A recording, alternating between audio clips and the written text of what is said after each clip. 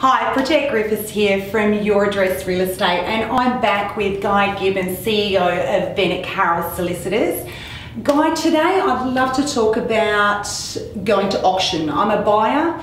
What do I do? Okay, the first thing you need to know as a buyer about going to an auction is that if you make a bid and the hammer falls and you're the last bidder, then you own that property and you're going to be asked to sign a contract on the terms that were displayed on the day. So several things you need to do. If you're serious, register as a bidder. Put your name, your details down so that the auctioneer will recognise you as a bidder and will actually accept your bids.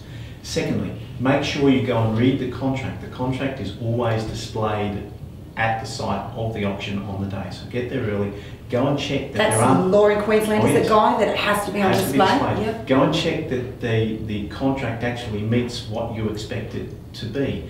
Any disclosures about the property which are unusual, anything about the property which is a stigma or a problem also needs to be disclosed. So easements? That pinboard. More if it has contaminated soil or if it's been the site of a major crime. Sure. There are laws that require agents to disclose particular stigmas about property.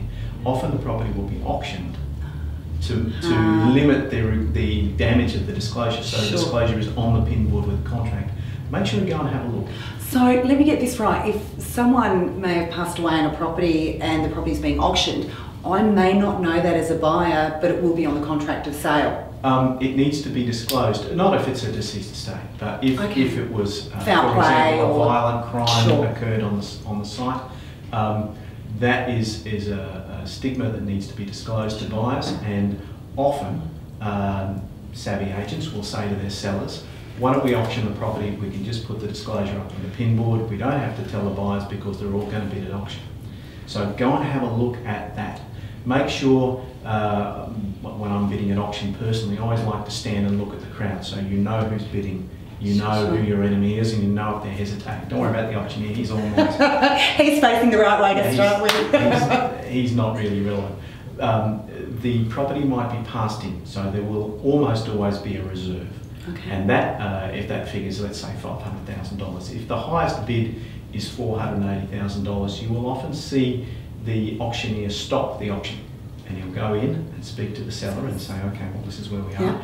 Do you want to lift the reserve, which means that we go into the property being properly on the market and the last bidder secures the property, they're the winner. If it's passed in, if it doesn't meet the reserve and the seller says, actually no, stop the auction, I'm not going any further, then you as the last bidder, if you're the last person to put their hand up but your bid wasn't accepted, then you get the first right to negotiate afterwards, and that's really quite common. Properties selling under the hammer, that does happen in a busy market. And there are often properties that sell without reserve. Often if there's a bank that has control of the property, it will just sell for whatever it sells for. But it's quite common for the auction to be used as a setting for really just getting serious buyers into a discussion. So, if you're a buyer, be ready, know what the figure is that you're prepared to pay, stick to it. Don't get carried away. The competitive nature. And finding that you have put your hand up 2 or 3 more times than you really wish you had.